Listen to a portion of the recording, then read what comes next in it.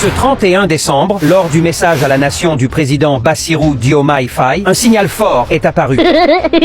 Dans les commentaires, des cartons rouges partout. Pour beaucoup, ces cartons rouges veulent dire une chose.